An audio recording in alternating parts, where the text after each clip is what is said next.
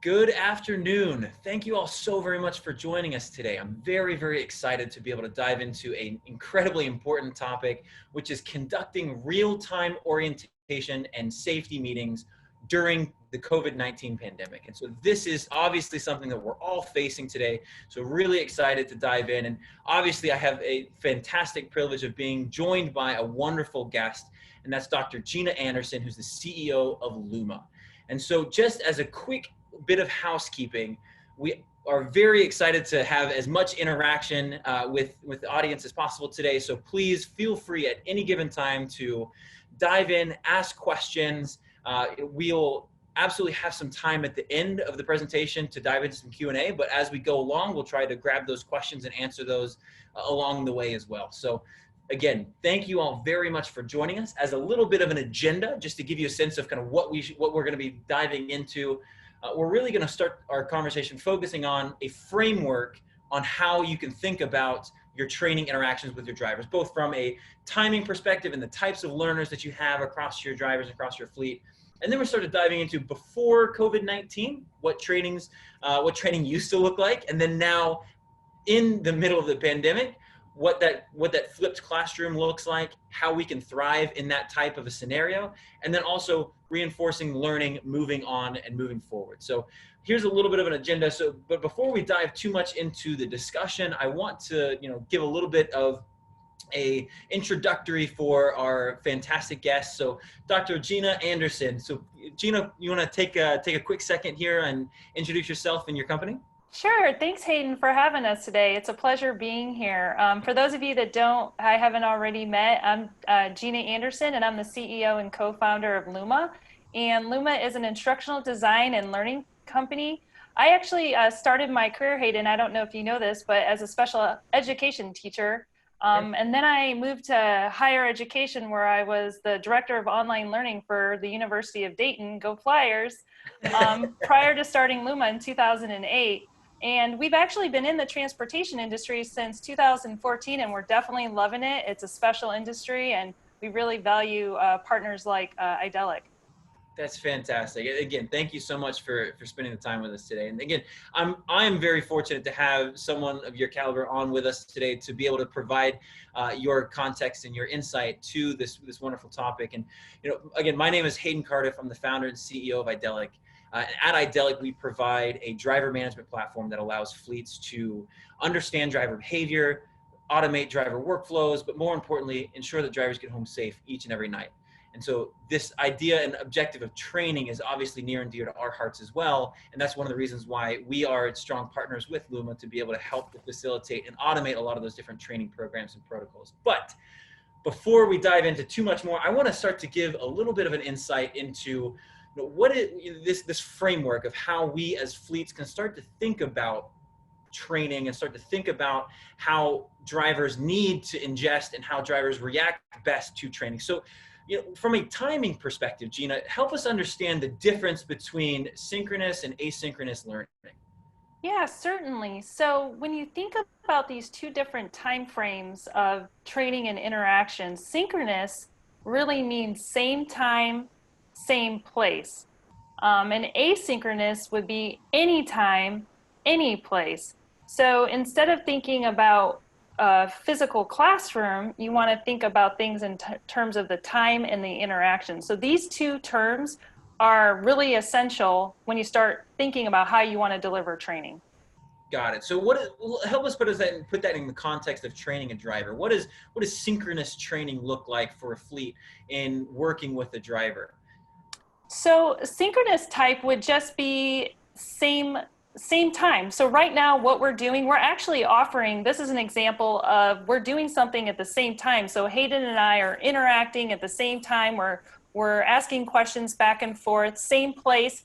But on the flip side of it, Hayden's recording this call so that those people who aren't physically attending can interact later. So there's pros and cons to both, and being a learning company, we really look at what are you trying to accomplish, and what time and interaction would you like to use. So there's both of those to consider. Got it. That's super helpful. And so, with that context, it also helps to start to understand how drivers are obviously, not all the same. And we've come to understand that as we work more and more with drivers. And I think this understanding that we as people, we as individuals learn differently, but especially from a driver perspective, they also learn differently. So help us start to walk through again this framework of the types of learners that we oftentimes see with our drivers. Sure. So you really need to consider the different types of interactions that you can have with different types of users.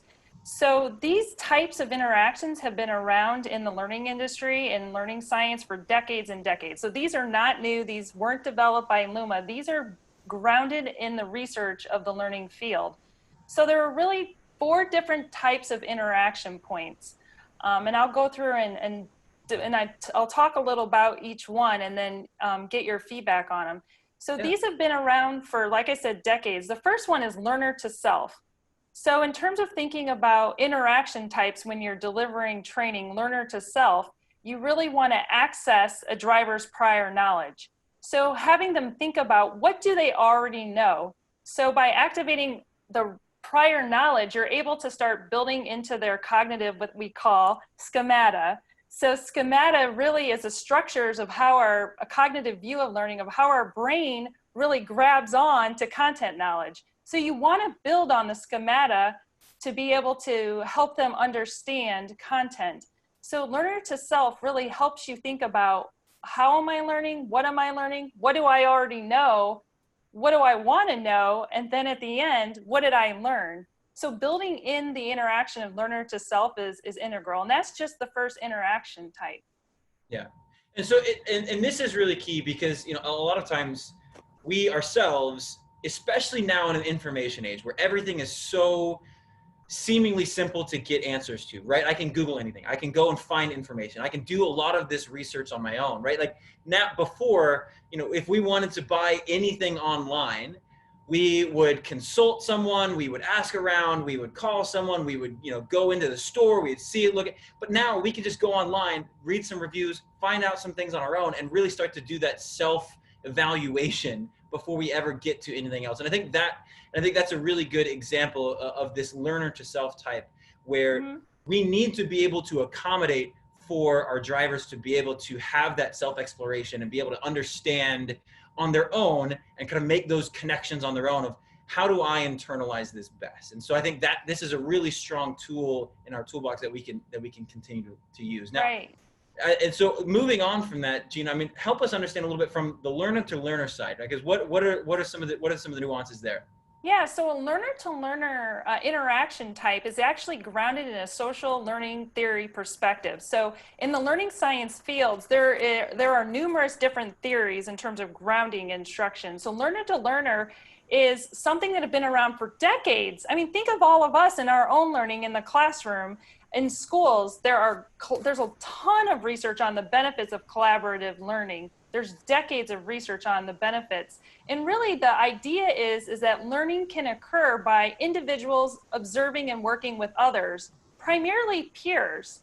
So there's a whole other interaction type, which we're going to talk about, is learner to instructor or expert. But learner to learner is foundational in developing instruction for learners. Got it. And this is one thing that I think and we'll obviously dive into this as we keep rolling through, but this is obviously one of the things that I think as a industry, we don't rely on enough.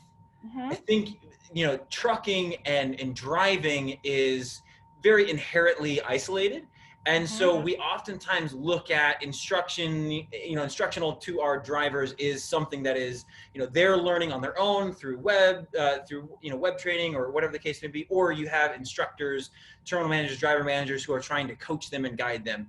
But that peer group and allowing drivers to really learn from themselves and learn from their successes and learn from their mistakes. And there's a lot of ways that, we'll be diving into some of the tools that we can use to make this side of things more effective. But there's a lot of ways that I think we're missing out on in allowing our drivers who may or may not have, a training position over one another, but just straight peers where, hey, I have done this, I've seen success like this. what have you seen? Have that collaborative intake from a learning perspective. I think that's something that fleets can take a lot of, and drivers can take a lot of benefit out of. Exactly, Hayden. And one of the things that really surprised me moving from higher education and seeing all this in action in higher education and then moving to the transportation industry is how there is a lack of that. And it's not that I definitely don't think carriers, it's not that they don't want to do it. It's having the understanding of how can I do it. And so the idea of using, instead of just using old videos as a medium, being able to bring in this learner to learner aspect through, and we'll talk about some of the tools, but even synchronous tools like Luma Live or like a webinar technology where you can, right now, we're face to face. Hayden and I can see each other. There's benefit to that. So when people think of online learning, a lot of times they don't think about online learning having the synchronous and learner to learner interaction component. You definitely can have it. And we'll talk about examples later Absolutely. of that. And I love that, because even using tools like that, you can now start to record that, log that, and then have that information be able to be shared throughout your organization, which I think is really key throughout this process. Exactly. Because did you know, actually, in terms of recall and attention, cognitively, everyone's brain can only hold a certain amount of cognitive information at not only one time, but over time until you reinforce that content. So this webinar is a great example. Within 8 seconds, most people were already on their emails. They're not even listening to us anymore. So thank goodness we're recording this so they can go back later and like fast forward through the stuff they don't want to listen to and get to what they want. And so that kind of leads into the next one we were going to talk about is learner to content. Yeah, no, and that's fantastic. Please help us, help us give a little context on that side of things. Yeah, so exactly what you said earlier, Hayden, is that the industry a lot of times is focused on the content, focused on sending out training videos. And to me, that was one of the big eye-opening things is videos is only one medium. Learner to content involves the process of being able to interact and think about content that actually results in changes in learners' behavior and understanding. So you either want to see a change in their behavior, a change in their understanding, and that really molds and changes their cognitive structures. And it's a real cognitive view of learning. Videos don't work for everyone. They just don't. I mean, the research shows that there is a percentage of people it does. And through our research of looking at what medium there is to content, there's a lot of different mediums to content that people interact with. Some, like you said, some people, I assumed because their drivers are in their vehicles, they'd want to listen to podcasts. They say no, they don't necessarily want that. Some of them do, but not all of them. So being able to meet the learner where they're at, we're really passionate about it. Really giving the drivers what they want, what they ask for, getting that feedback from them so that do you even know? Has anyone ever asked their drivers, how do you like to learn? Yeah, that is a fantastic question. I don't know how many of us have done that in a formal sense. And I think that's really critical. And we'll obviously dive into the mechanisms that we can use, because I think that oftentimes dictates what we can and can't do as fleets, right? We can talk best case scenario, we can talk optimal situation, but a lot of times we are restricted in what we can do. Exactly. And so knowing what is optimal helps us to then start to formulate, all right, how can we set goals, lay plans to be able to go out and make the greatest impact with our limited amount of time and energy that we actually have. Exactly. Trying to make things most efficient is key, like you said, with the resources that you have and connecting with partners that can help you get there. One of the things that I hear a lot, and this was true in higher ed too, was online learning replacing the instructor. So the fear of online learning or content replacing instructor. And in actuality, learner to instructor is essential component of learning, because that's where the expertise comes in. And so the interaction between the learner and the expert, who is the subject matter expert, is essential. And that's the last interaction type point. It's just last because it's the order we talked about it, but it is one of the most important. So the one thing I think about when I look at the transportation industry is traditionally it's been that the instructor is the person at the front of the class, and I've observed orientations, and the drivers are all listening to the instructor. that's not how it has to be structured. And we're going to talk about different formats, but the instructor's role is still there, whether it's preparing the presentation, providing that, helping the driver, so coaching the driver, meeting with the driver through synchronous technology, being that face to connect with, building that relationship with the driver, modeling skills with the driver. The instructor, the expert, the safety director, the manager, all the employees that interact with the driver for their training are important. Content is just one piece of it, but that whole picture evolves the whole driver in terms of their learning. And so that component is still part of a driver interaction and one of the interaction points that we talk about. Yeah, I love that. That learner to instruction, I think, is the learner to instructor is kind of the base where everything really kind of is built upon, right? And I think a lot of it too, to your point, is the content, obviously, of what they're describing and what they're training on. Obviously, they need to be experts. They need to know what's going on. They need to be able to dictate that to the driver. But I think the point that I love the most there is that relationship. And the accountability that comes with that relationship. It's funny you mentioned that, because like before the call, we were actually talking about The Last Dance, right? Oh, so, yeah, right. Fantastic documentary. And a question was asked of Michael Jordan of, how do you help to be a leader? And he said, look, there's being able to hold people accountable, and being able to have that relationship where they don't want to let you down is one of the most important parts. And I think more so than just showing how to shoot a perfect jump shot or showing how to run a good screen, like all of those things are important, but the accountability piece of making sure that everyone feels responsible to one another is really critical when it comes to safety culture in particular. And you get that by those interpersonal relationships, knowing that he's got my back, she's looking out for me, and we need to stand together. Yeah, and Hayden, the thing is, the drivers, through the surveys that we get feedback from the drivers, that's what they want. They tell us in the system that they want, and who doesn't? Everyone wants to be connected with their peers, and especially with the people that they admire in their leadership. So out of the box content, and going back to content, doesn't necessarily work. I mean, in terms of just turning on training and having everybody go through it.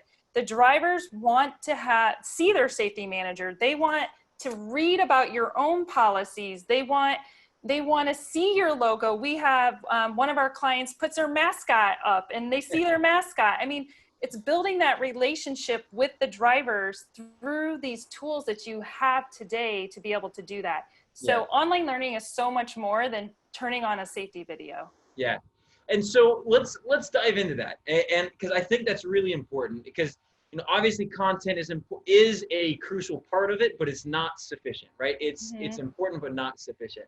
And so I think with that, let's talk about pre-COVID-19, so the old normal, right? Of how did your onboarding or orientation training or your corrective action training, right? How did those how did that interaction happen? What was best case? What are some of those things that some of the more impactful training programs provided for the drivers? Yeah, so I would say that the COVID-19, really what it forced is this idea of the flipped classroom. So before COVID-19, even though some carriers, wanted or maybe thought about or were interested in or doing things synchronously online, meaning that you have a virtual classroom like we're doing today. You're not in a physical classroom. We could be all over the world and having classroom. Even though that concept seemed interesting, the idea of doing it, you didn't have to. It wasn't a necessity. It might be nice. But now, with classrooms physically closing, with companies that couldn't physically meet, they were almost forced into thinking about, look, we have this resource available to us. We're working with Luma. Let's think about how we can make use of these tools to better ourselves and and to keep our companies running, really, to keep our drivers educated. So from that standpoint, before COVID-19, there were still, we still heard of people utilizing paper forms, doing things paper face-to-face. And in the classroom and doing some online computer-based training and doing some online forms and things like that. But after COVID-19, making it more efficient for carriers, where now everything, their pet policies, every form, every piece of paper they have is done digitally. Yeah. They don't have to come to the class. And if they have challenge, like those medical forms, they're like, they're hard for anyone. Even, I have a doctorate and I look at it and I'm like, I don't even know how to fill this thing out. So that form you could do online, for example, after COVID-19, and you have a coaching session. So for one of our clients that have openly gone out and talked about how much time and this has saved them and made it, even more efficient, they'll meet with the drivers online like this. If they have a trouble, they'll have a coaching session with them and go through the form. They have sign-up sheets. They sign up for a help session. They're still needed and they're connected and they're being more efficient. They could do it from anywhere. And that's really interesting. I think one of the questions I'd like to dive into a little bit around that orientation, especially, or when you're going in and working with drivers, we're talking again, kind of in this pre-COVID-19 world when we can get in front of people, we can, congregate in groups. Oftentimes I would hear from fleets two major ways of interacting with their drivers. One is that learner to content, right? So giving online videos, giving trainings that they can go in and consume and work through on their own. But then also you have that person to person, instructor to learner type engagement. So it's either, one-on-one doing, driving tests or ride-alongs, or it's in a classroom type setting where they're down with a group of people who are going through orientation. They're talking about their culture. They're talking about all the really important things, as well as safety and training and how to, if they're a flatbed carrier, going back over, certain tips on how to, how to tie things down and how to, really secure the load and all those different pieces, right? So that, those two types of learning really get accentuated from what we've experienced with fleets. How in your mind can fleets start to dive into and gain the benefits from those other two types of learning, which I think are oftentimes more overlooked, is that learner to learner, but also the learner to self? Yeah, so that's a great question, because you're right. When I would go observe orientations, again, it was instructor at the front, the driver's passively listening, getting content in, and then going out into their vehicles. Learner to self, ask your drivers, send out surveys before they come. If they're going to come to a synchronous session like this, virtual classroom, or if they're coming to a physical classroom, have access their prior knowledge. What do they already know? Some of our carriers will give pre-test. Well, they'll send training out before and see what do they already know. Have them go through it. Have them write down questions. What do they want to learn? Do you ever ask the driver, what do you want to learn? What is interesting to you? I think sometimes some carriers feel like, well, then it's out of my control. Like if they're controlling what they want to learn, then it might be more out of my control. But it's showing, it's not giving away the control. It's actively trying to show your driver you care about their learning and you want them to learn. Why make somebody sit through an hour-long video or a presentation on something they already know? Like why? I mean, it's like a waste of their time. They're sleeping. They're thinking about what they're going to have for dinner. They're not even paying attention. So not only are you wasting their time, you're wasting the instructor time. You're wasting money because they're not on the road. So accessing their prior knowledge before they come, whether it's online or in the classroom, is imperative. Then you can get all the forms, get that all out of the way. Don't do that in the classroom. Get it all out of the way. Then you can come to class.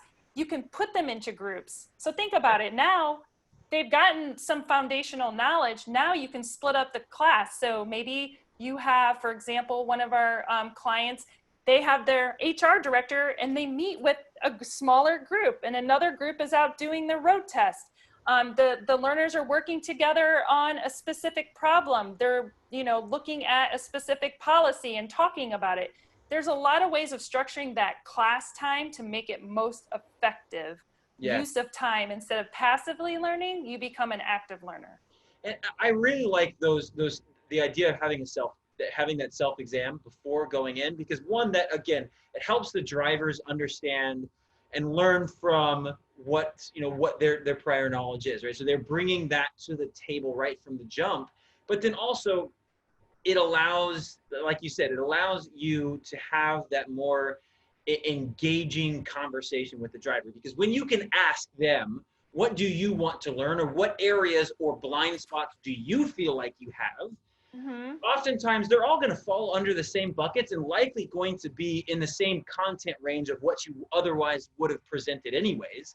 Mm-hmm. But you can now get that buy-in, and that buy-in is so important. And to your point before, Gina, just being able to have that driver engaged in that meeting makes a world of difference. And again, exactly, you know that you're going to have to retrain them down the line. You know that, like you said, cognitive load and retention is always going to be something you're going to struggle with, and always something you're going to have to be able to continue to reiterate. Exactly. But man, if you can get them off to the right start, you're in a really good place. You're exactly right. And what we're finding with our clients is it retains them. They want to stay with you. They don't leave. Yeah. They're like, I love this. They're engaged. Yeah. And then you add a gamification aspect to it. I mean, there's ways of bringing in engagement to them. What do you want to work towards? For example, one of our clients was offering through training and engagement Visa cards. And then the drivers are like, I don't want Visa cards. I want gas cards. I mean, even though they could use their Visa card for gas cards, it's like, well, why not give them gas cards? I mean, it doesn't matter. Like, so, and they ask, like, do you like this? Is this now sometimes, so a counter idea from that might be, well, the drivers don't even know what they don't know. So if we ask them, they're going to be like, well, I don't know. I mean, well, you tell me, I don't know what I'm going to, so you can make it fun. I mean, by asking them, they know, well, you know what? This person is the first person who's ever asked me what I want to learn as part of my orientation. Yeah. That to me is one of the most important parts of not just driver engagement, but retention as a whole. Mm-hmm. As we start to create a culture where drivers feel like they're being watched after and not watched over, they now want to stay. They want to be a part of that culture, because to them, they now feel they know that they are a very important aspect of this whole operation. And if you start to engage them and say, okay, well, what do you think? Right, exactly. What do you want us to help you learn? Or what are some of the blind spots? Help set personal goals with them to grow in their career. Help to career path with them as a driver in your fleet. Like those types of things. For us, at Idelic, one of the things that we've recently added is kind of onboarding plans, right? So fleets can more consistently and more scalably execute these types of trainings from an onboarding perspective. And what we found is, as you start to dive in and really engage with your drivers and help them understand not just the training aspects, not just the culture aspects, but also start to understand personal things about them. Do you have any pets? What's your favorite sports team? Like all of those types of things, and with a system that helps to kind of manage that and kind of make it easy to log track and kind of execute on. My goodness, those drivers have never had that type of engagement with a fleet before. Yeah, that is really exciting. So one of the things, and to kind of piggyback off that, think about training. So you're talking about like social aspects to the driver, which are all excellent and to have and important. What about asking the driver to create training for their peers, mentor-to-mentor programs? We work with a couple carriers that have these programs, treating the drivers as if they are experts. They are experts. Some of them have been driving for, 35. I want them to show me how to back a load. I mean, they're experts. They know it. Having them create e-nuggets in our system, having them share, you have some of our carriers, all of our carriers do the monthly training, the retraining. Have a nugget that month that a driver creates. What did they see out on the road? How cool is that? And then the driver's like, I want to do a nugget. I want to be able to do this. And it gets them right. I want to do it. I really want to be involved. And so it brings this like culture of, let's get everybody involved. The drivers are experts. They see things on the road. I'm not on the road. So the safety director can and the managers can bring them in as, look, let's create this together, and next month, and it's ongoing to bring them involved. So all of these things are great ways of bringing in the learner. And there's easy ways to do that as well. I'm thinking back a good friend, Scott Duvall, who's there at Medline, Medtrans, was a large medical supplies distributor out of Chicago. They've got 1,000 drivers now, and one of the things that he really helped me understand is that, look, we're using these event recorders, your cameras, your telematic devices, and oftentimes we're using them as punishment. We're using them to as a gotcha, right? Why can't we use those as a peer-to-peer, learner-to-learner training experience? Where you Right. can find those positive things that those drivers have done. So they get cut off and they had good following distance and they were aware and they hit the brakes and they let a car come through. Like all those things you can now use, like you said, as that nugget to say, hey, look at what Joe did this week. This is fantastic. Joe, get up here and talk to everybody about what you're thinking and all the different process you went through. Man, that's textbook. That's fantastic. Now you can take that, share that with all of your drivers, and now they're Exactly. seeing what their peers are doing and how it follows and fits right in line with everything that your driver managers, your dispatchers, your safety managers are saying as well. And it's that cohesive voice that allows your drivers to buy in. They're seeing it, and then, like you said, they want to be the person to have that next nugget, right? Exactly. As you start to spread the love, and you Mm-hmm. can do it very simply through, again, those technology pieces that you likely already have today, you can, again, create that much stronger culture where your drivers, again, feel like they want to be there and they want to be a part of it. Exactly. So that so that's fantastic, and that's a lot of conversation around kind of pre-COVID. Now let's look at where we're at today. How has that classroom? You already mentioned it before. How has that classroom been flipped now that we can't see an instructor face to face? We can't come in and have our HR directors sit down with a group of 10 to 15 new hires and walk through Right. walk through those different, be like, how has Yeah. things changed and how do we start to adapt? Yeah. So think about all of you that are on the call and not on the call that are going to listen to this later.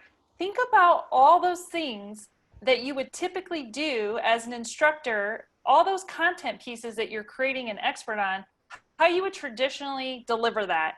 Anything that you think that is something that you wouldn't necessarily, it's not a procedure necessarily, it's not building culture, it's not building those connections, maybe it's knowledge base specifically. All of those pieces, our clients, what they're doing is we're capturing them, that content, into nuggets that they can use anytime and build on them in a synchronous session if needed. So all those pieces are then put together. One of our clients actually used Luma Live, one of our webinar technology, to record those pieces as video. Again, it doesn't have to be video.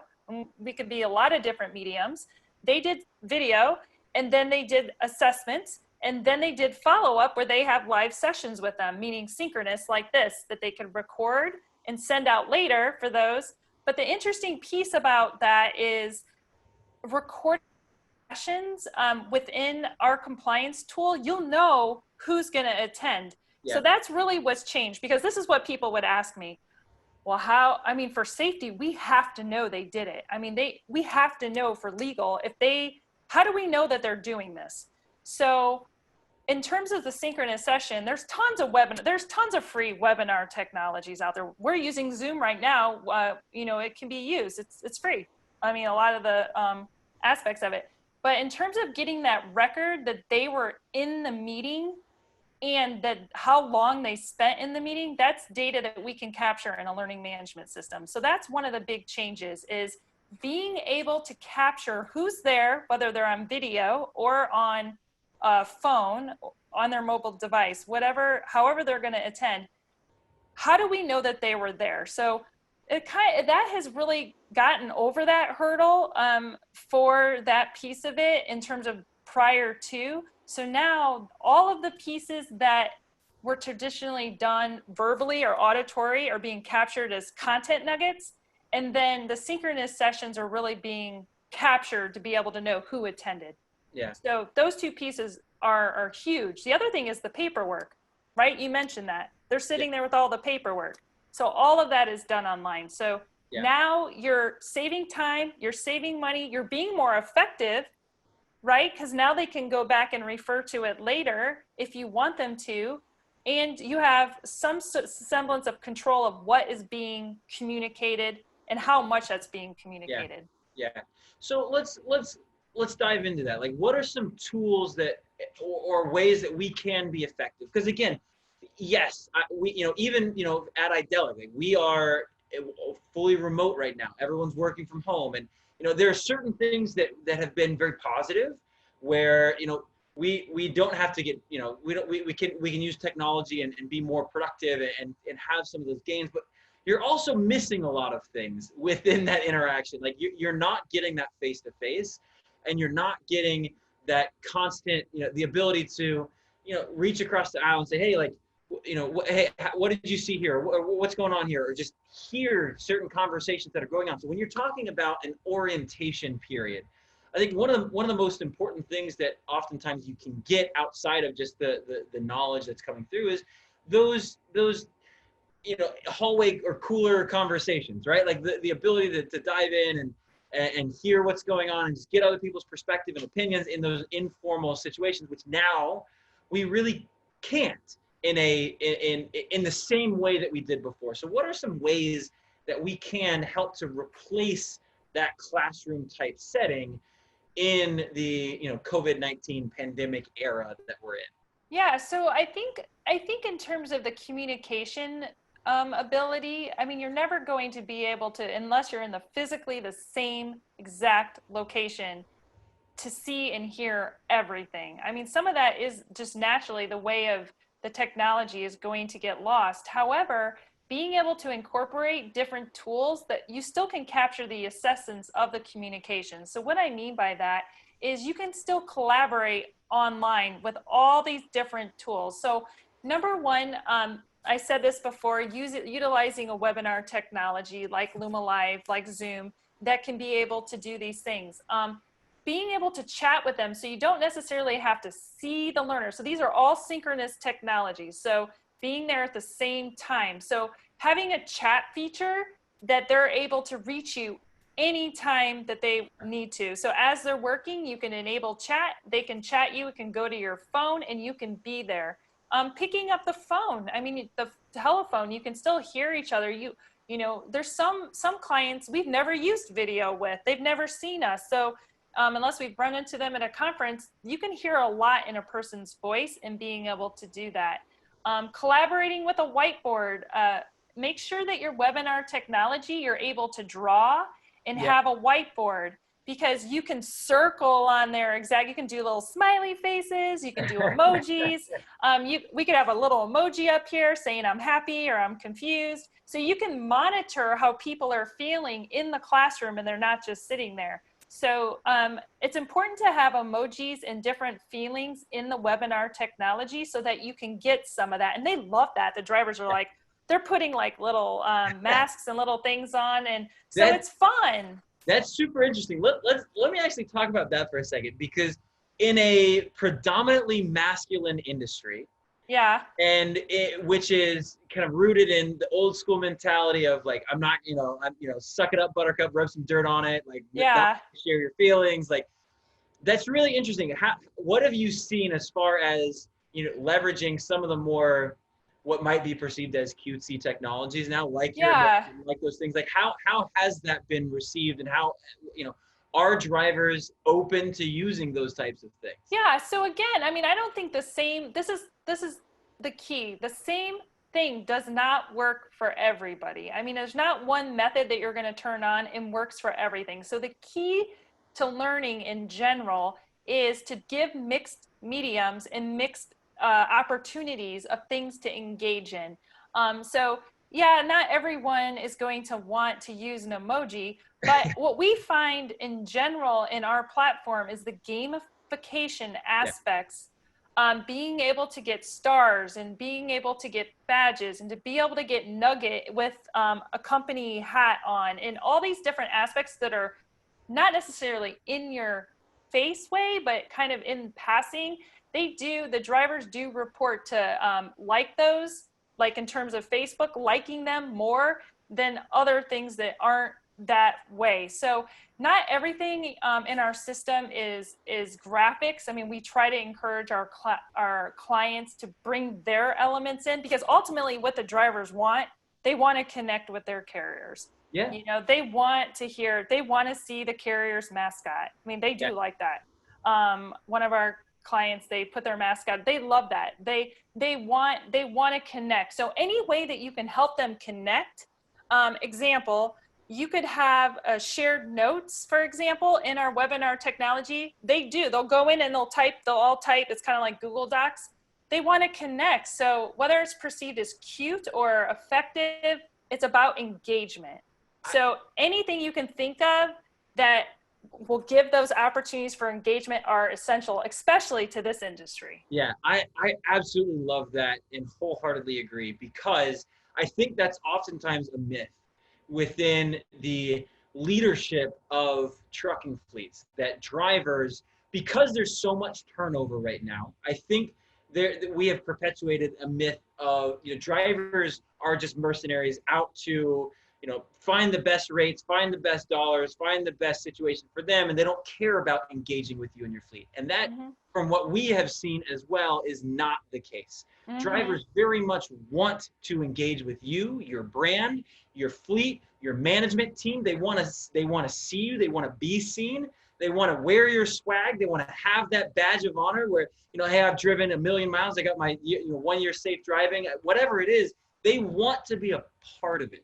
Right. The question comes down to, are we giving them the chance to be a part of it? Right, exactly. Are we giving them the means and the medium to be able to engage with us in meaningful ways, and that's meaningful to them and their peer group? And I think that's a big part of this. So wrapping in all of the training, learning, orientation, all of that has to come under the umbrella of engagement with that driver, where your driver feels like they are a part of a program that is going to help them get from point A to point B, which is that next step in their career.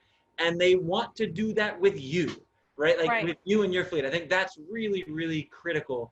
And I think as we as fleets start to have that mentality and mindset, we can start to really shape the nuance of all of our conversations, which might seem inconsequential, but is really, really important, right? One of the big things that our customers find is, being able to, we provide predictive analytics and understanding which drivers need to be trained and why before major accidents happen. And why is this important? Sure, you can go in and hopefully prevent an accident from happening, but I think the most important part there is that your conversation with that driver is now fundamentally different than what it otherwise would be. Knowing beforehand that a major accident hasn't happened, you can now take that data and understanding and say, hey, John, here's what we're seeing. How can we help? How can we dive in? Let's assign some training. Let's get you on a performance improvement plan. Let's do these different types of engagement, whether it's peer-to-peer, whether it's learner to whether it's instructor to learner, like whatever different medium we want to use. You can have a much more engaging and effective conversation because you're now on their level as an advocate. You're now trying to help them improve as a part of this overall understanding that we want you to be here, we want you to be safe, and we want you to be a part of our team. Yeah, I love that, Hayden, in terms of engagement. What we're finding with our research about when you actually do that with the drivers, a lot of times what companies would say to us is, drivers hate training. They hate it. And we're a learning company, so they hate training. So how do we know? They're never going to go back to the orientation. I'm telling you this. They're telling me this. They're never going to go back to your orientation. And so I asked them, well, why is that? What is it about your orientation they don't want to go back to see? I mean, it's like, I don't know. I guess if you're in the classroom, you're not engaging them. So what we try to do is, what can we do to help you? And what we find out when carriers want to work with us to think about how can we engage the drivers in this training, whether it's synchronous or asynchronous, 79% of the drivers will come back at least once or more to do that training when they don't have to. Yeah. When you just make it optional. Who does optional training? Nobody. Come on, we're too busy. So you want to make it, you want to focus on that. So give them training, but what does that training look like? I mean, what does it look like? Yeah. I mean, so like really looking at what is your training? Yeah, I love that, and I think the gamification, which is a fancier word for just a interaction with your driver and having them engaged, right? Like, and having them look towards that next level up, that next path to feel like they are accomplishing something outside of their normal day-to-day grind of picking up, delivering, coming home. Like, how are they progressing in their day-to-day life? And I think one of the key aspects that we've always seen is, again, like that it's hard to replace that person-to-person interaction, right? Yeah. And I think especially when drivers are so isolated throughout the day, right? The only, especially over the road drivers, like they might not speak to another person throughout the entire day, and from the time they pick up a load to the time they park at night. Like they might not speak to another human being. So Right. how can we, now in a time where those times when they do speak to their dispatcher, the driver manager, at a terminal or at a meeting, and they get that that adrenaline of that face-to-face interaction. How do we replace that? What are some workarounds that we can have now during this pandemic to be able to continue to bridge and make those connections that we can't otherwise do in those face-to-face interactions?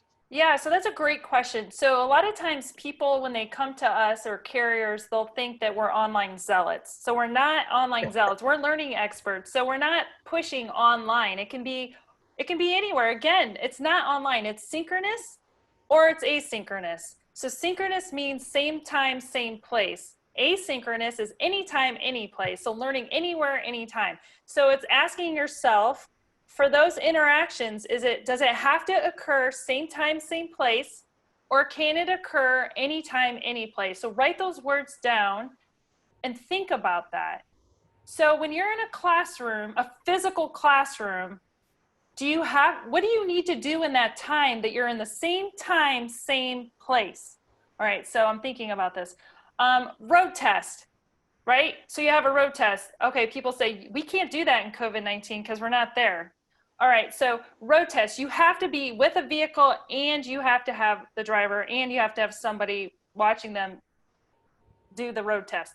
So road test, one of the strategies that was discussed to some of our carriers is using video to actually record that session. There's already video in the cab.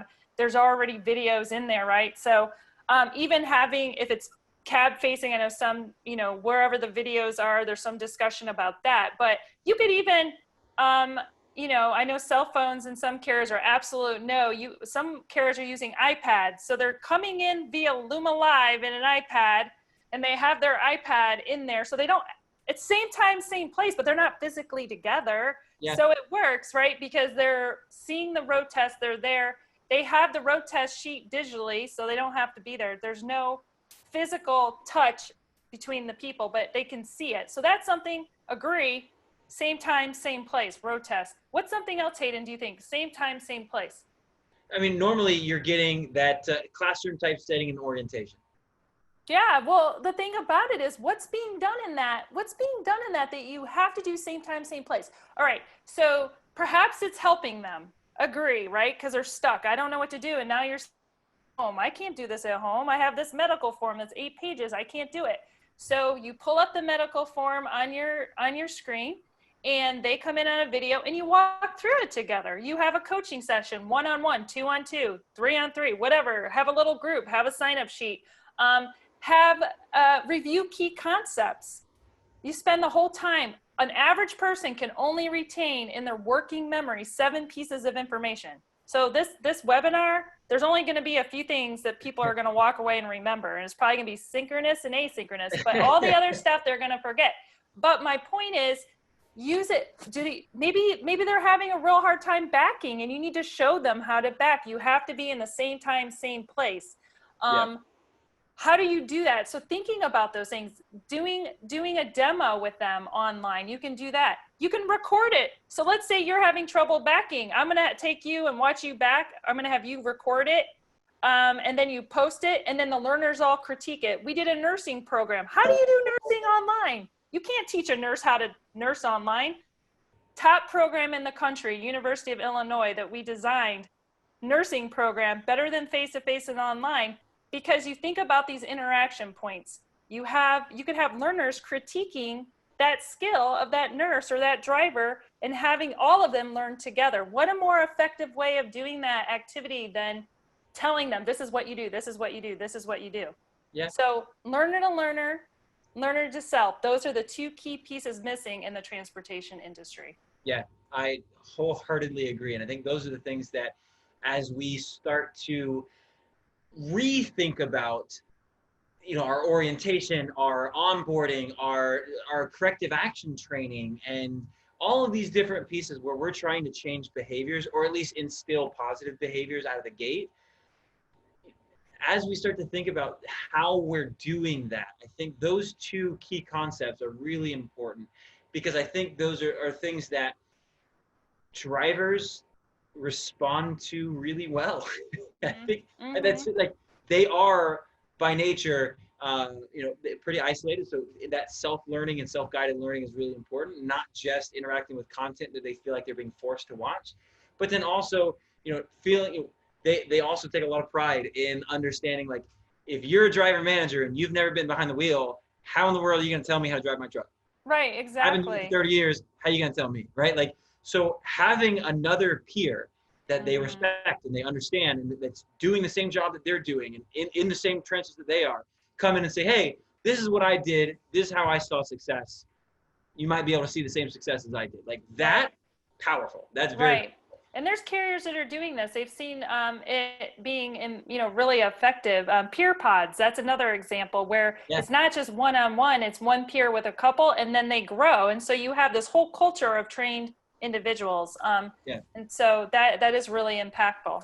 Yeah, and I think that, I think a lot of people get can grasp the idea of, all right, when I or go through orientation, all right, I can start to implement some of these new things, some of these new tips, some of the new tools that are available for more of the e-learning and more of the non-face-to-face. Now we're in COVID. All right, all that makes sense. But how do we get a driver from that 2-week onboarding period or 2-week orientation period to now be successful with those same type of information and coaching points that they're learning there over the next 2 months, right, or 2 years or 20 years, right? Like, how can we reinforce those types of, that type of information, that type of learning, that type of training throughout the history of that driver with you and your fleet without making it redundant, stale, getting the drivers just pissed off because they feel like you're just harping on them and you're saying the same thing? How do you reinforce that over time? So one of the main things is just not having, learning is always ongoing. It doesn't necessarily obviously stop. You learn as the minute you leave whatever experience, you're continuing to learn. So giving them the opportunity to go back and learn and see the information, being able to allow them to discuss and share. So one of the interesting things in Road Dog Radio, there's tons of drivers that call into that show. They're listening to it on the road. Why not? They want to talk. They want to be heard. Being on that show, you can tell they're passionate about their job. They're passionate about what they do. Let them continue the discussion afterwards. There's discussion boards is an asynchronous tool that you don't have to be in the same place or same time, that you could have different topics that drivers could use and that they do use. They want to share what is going on. That's one strategy. Another one is to review key concepts. So having a session like this and sending out the most essential understandings. You're only going to remember this much. So that's why we do nuggets. You don't want to send this much because they're not going to be able to remember. So continually to reinforce it, send it out on a time schedule. And then ask them, send them surveys. You can send surveys through our system, send surveys. There's a lot of opportunity for surveys. Asking them, and it's not just asking them, but doing something about it. Yes. You can send out 100 surveys, and if you don't do something in the results, and that's why we love working with our clients, because we want to help them implement those results. Being a instructional design and learning company, we provide services to help ongoing kind of analyze what's going on so that you can make those improvements. Yeah. So that is important. I think that's spot on. And I love the comment that you made at the very beginning, which is drivers will always be learning. And I think one of the important parts is they're either going to be learning positive behaviors and reinforcing those behaviors, or they will start to learn negative behaviors and start to reinforce those if they go unchecked. And I think that's where the importance of making sure that you can highlight and understand behaviors as the drivers are exhibiting them, and be able to monitor those behaviors, and then pull a driver in and start to correct specifically on those behaviors, and then get them back on the road to help reinforce that and learn those positive behaviors over time. And so I think that monitoring piece is something that's really, really critical, and something obviously that's near and dear to us at Idelic, because working with fantastic partners like Luma, that's how we work. That's how we engage. We help our customers understand which drivers are trending higher on the risk factors, pulling in all the information from all their different third-party systems, but then being able to leverage technologies like Luma to go in and assign those trainings and help to understand and have those asynchronous or synchronous training opportunities for their drivers to make sure that they're getting the help they need to stay on the road safely, to get home each night, and in making sure that they are a long tenured, safe, and productive employee at your or driver for your fleet. And I think that side of it is really, really critical. So, Gina, you mentioned that we'll hold 7 things, right? So I want to ask the last question before I open up for a few questions to the audience. One thing, one nugget that you can leave with the audience today, above and beyond anything else. What is the one nugget that you would leave when it comes to helping your drivers to retain knowledge and kind of stay safe from a training perspective? I would say the nugget that I would want you, the e-nugget I would want you to walk away would be to really think about what your drivers want, what your drivers really need, and then how are you reaching them currently? So really getting at that authenticity, really make your orientation authentic, make it your own. Don't do an out of the box. Yeah, I love that. I love that. And I think that brings in that culture piece where the drivers want to engage with you, and having that very distinct flavor of your fleet is going to make a big impact. It definitely does, Hayden. For me, I think the one thing that I would kind of leave the group with is, my goodness, we've talked about so many different tools today, so many different ways that you can look. And, Gina, you've given us a really great framework to think of. And I think one of the tip I would say is highlight those 4 ways that drivers can learn, right? Highlight those four different types of learning, and then start to think, what are ways that we can implement each one of these throughout our orientation process, or throughout our onboarding, or even corrective action process? How can I use each of these different types of mediums? Because drivers will learn differently. Not everyone is the same. Not everyone is going to get the same amount from each different type. So if you only focus on 1 or 2 of them, you probably won't be reaching every single driver in the way that most impacts them. So I think highlighting that framework and start to think, how can I implement one way of each of these different types to really engage with my drivers? And I think that will get you at a really, really fantastic spot. So all that being said, we're coming up to the top of the hour, but I do want to grab a couple questions here if we have time. And so just looking here, we had a couple questions roll through. It says, one of the questions is, how can I track my team's productivity when we're working from home? So understanding the productivity tracking, making sure, like you said, that things are getting done.